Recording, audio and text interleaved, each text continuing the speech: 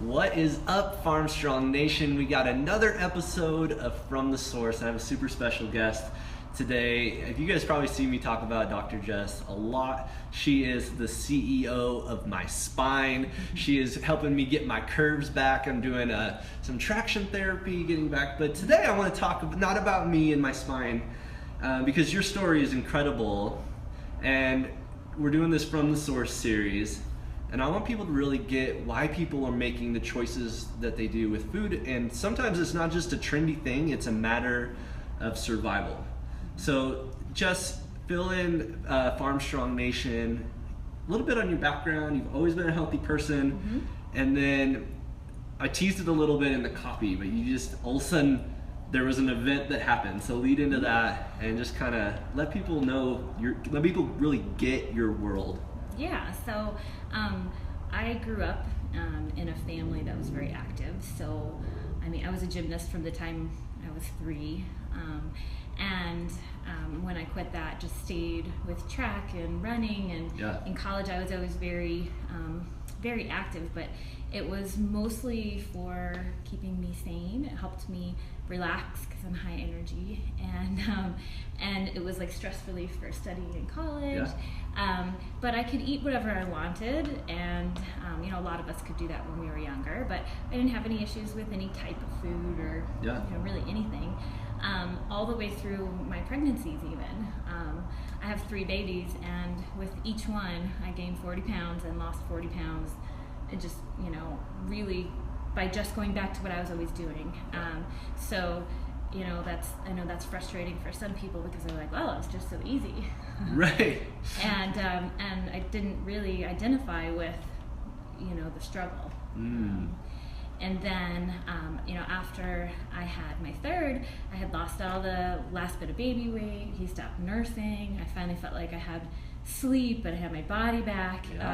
But, you know, was still dealing with 3 kids under the age of 3. Right. So was pretty tired. And we moved into an office space at the end of 2013 that was beautiful. You would have no idea that there was anything wrong with it. Right. And things started to get a little strange. And fast forward to February when we had some contractors in to install my x-ray machine. We had the ceilings open, the insulation was exposed, there was all kinds of stuff going on, dust and whatever. And in that month, between February and March, I gained 8 pounds. Was my first big jump. 8 pounds in a month. You didn't do anything different? Did nothing different. Right.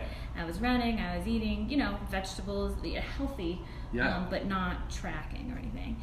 And then over the next month, I gained even more. And then when I saw my doctor, she's like, well, you know, you're just getting to that age.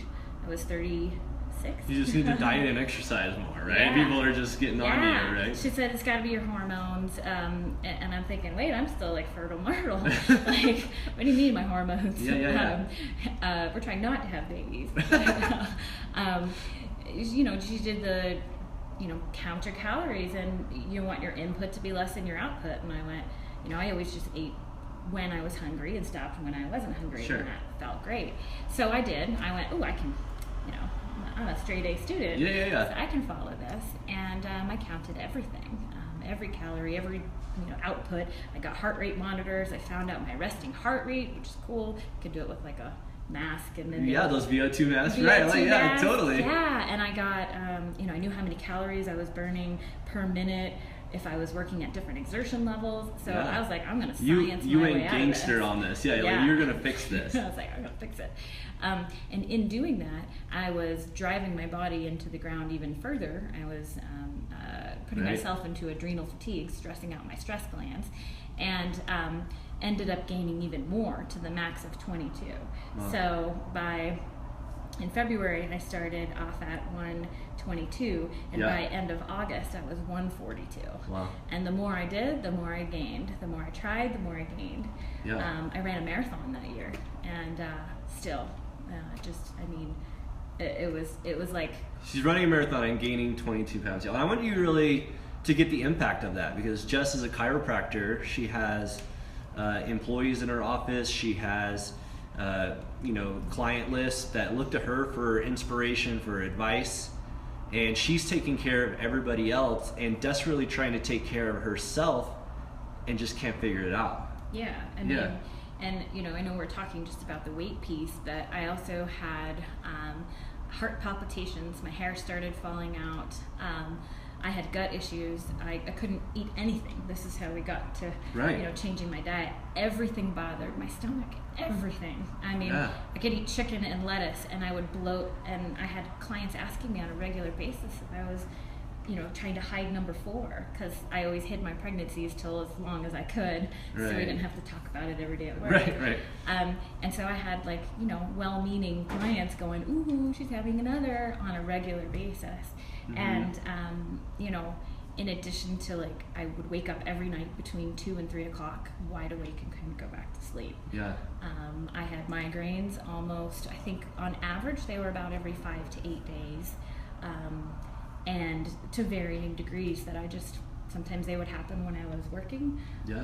I lost vision in my eye while I was driving one time, and it was just scary stuff. Scary stuff. Legit. Beyond the weight. Yeah. I mean. Yeah, and do I have cancer? What is? And that's the stuff that's going through your mind, right? Yeah, because I had in the past, I had my left ovary taken out when I was 26 because there was cancer on it. Yeah. So Dr. Weeman, my doc, was, okay, where is it? So we went on the witch hunt.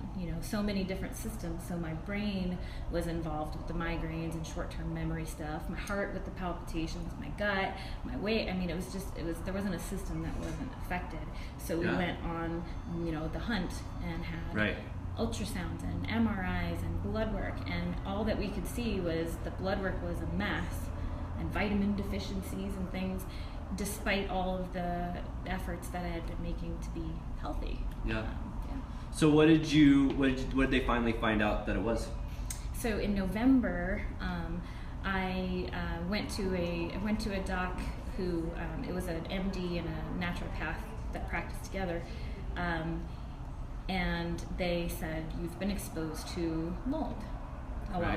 First they ran about 18 vials of blood, and it took a month to get those results, right? So I started this in February, and in November I finally got the answer. They said, you're being exposed not to your everyday molds, because that's a question that we get a lot. There's hundreds of different kinds of molds, and they're everywhere. I grew up in Florida and never had these issues. I was probably rolling in it and bathing in it on a regular basis, never had these issues.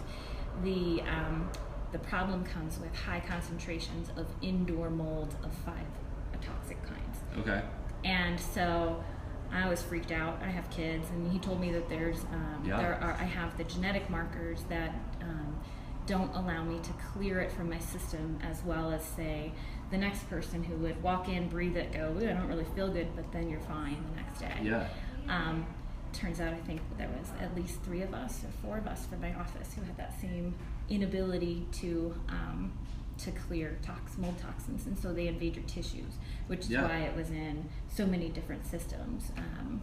We took a MRI of my brain where they did micro slices through it, smaller than the average, and you could see the spots in my brain next to my pituitary gland, which controls your thyroid and your hormones, and explains why all that stuff was off. Yeah. But once we found that out, then it was, well, where is it? Because it's not obvious. Our home was nice. Yeah. Our office was beautiful. Right. Where are we being exposed? And that was a whole other. Right. So as someone who's a business owner, and you're getting clear, you're figuring it out, and one thing, it's like knowing is kind of better than not knowing, and you can take drastic action there too. Mm-hmm. And you had to. Yeah, but one thing about you, you never stop searching, right? Mm-hmm. And I think a lot of people, life happens to them, and there's no turning away. It might be your environment, might be stress, might be an event that happens, and it can take you off course, and it's unfair. I mean, it's someone like me, I've never had to deal with anything like that, and I can, I've lived my life, and I haven't had a spike. And some people watching this video, they might be kind of at your moment where weight's going up, they're not doing anything different, they have no answers, they're following, maybe they're working with a nutrition coach or a fitness coach, and they're doing all their advice, they're plugging away, and everybody else around them is getting results and they're not. Yep. And you get that, right? I get that. So life's not fair all the time, but you never quit fighting, and you took drastic action with your nutrition, and you're taking maybe action that other people don't have to take, but that's a way that you're getting by and you're surviving. Coming out of that. So what do you do, and how has it helped you? Yeah, so fast forward through the diagnosis, and then we figured out where the mold was. We had to try to remove it as best as possible from the environment, and our next steps were to control what we could control. Right. And the diet was the big piece for me that I could control, but all the other pieces that came into play were we moved the office, we're in a space where there can be no roof leaks without us seeing them. Right. Which is why we have this pretty design, I don't think you can see it in here, that goes all the way up to the ceiling. It's beautiful. Yeah. But so we took drastic measures in that department. But I still, I think we moved in October of 2015 was when we finally moved out of that space after we tried to clean it. Or they tried to clean it, but other can of worms. You got out of there, yeah. And in August, before we had even left, I said, well, I can't do anything else about this. We're waiting for a move and a build out, and there was so much that we couldn't do anything about. That I said, well, I can do something about my nutrition. Yeah. And I had been following the plan that the doc had recommended, and of course still was still 142 in August, and nothing changed, and I didn't feel good. My blood sugars were all over the place, and that was probably the catalyst for a lot of the symptoms that I felt, was the blood sugar being so off. Right. And once I decided, I read the Bulletproof Diet book. Yeah. I came across the guy who wrote it because he was someone who had been exposed to mold and had Lyme's disease in the past. Right. And those things are very related for those of you who have any familiarity with that, genetically, with why some people are fine in 2 weeks and other people still can't remove toxins from their body. Yeah. So I decided I'm going to give his plan a try. It's completely different than what I had been doing. Yeah. Low fat, low calorie, low. And I went strictly sugar-free and then gluten-free at that time. Kept dairy until just recently. Yeah. But I gave up basically all grains and all sugars.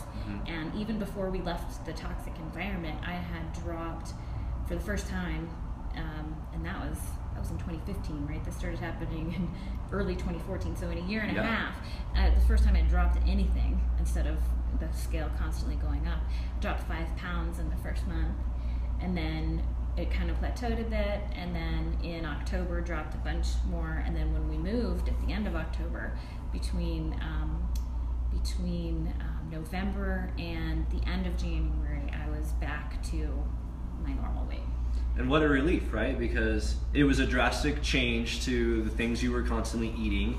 A lot of people would look at maybe what you had to give up or what you had to stick to without cheating, and their eyes would pop out of their head. Yeah. But I mean, you were losing your hair, you were having migraines, and you have 3 small kids at home, and so it's worth it to you, right? Yeah. Oh gosh, it was so drastic for me. I mean, I was used to eating pretty big variety of things, and then for those who aren't familiar, I mean, you go to doing, I think I was doing about 20 to 30, 40 max carbohydrates a day, which you get all from vegetables, and my basic goal was to reduce inflammation in my body. So increasing fats, that was something, I was like a teen in the 90s, so I'm like a snack wells kid. Low fat, they pounded that into our head, right? Pretzels and mustard for lunch because there's no fat. I'm trying to get 70% of my day from fat, and it took me a while to get the hang of it, to really get my mind around, well, what does that even look like on my plate? But I immediately started to feel better, even when I wasn't perfect at it. And every tweak that I made, so, I recently gave up dairy, and I realized that I feel even better because because I didn't realize, before I felt so bad. Yeah. That I didn't realize it was still affecting me until I took it out. But my joint pain went away. That was the other thing I had from the exposure was, I work with my hands and my body, and I had like migrating joint pain. One day I'd come in and it would hurt so bad to adjust people that in between, Hannah would rub my hands. Yeah. And I would laser myself and sleep in between on my shifts and stuff. And it took that away completely. And I said, wow, okay, so toxic exposure isn't gone yet, but just changing my diet, I was able to drastically improve my health. Yeah. So, there's something to be said for just going all in when it's the only thing you can control. Yeah.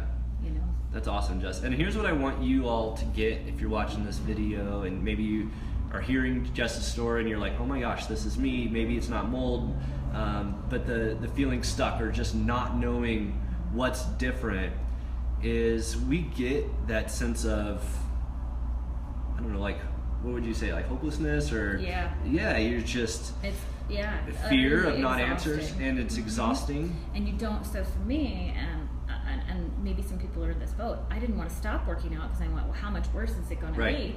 But then when we finally figured out, that adrenal fatigue and hormone issues in women are major reasons why they will work their tails off and they'll gain weight or nothing will happen. Yeah.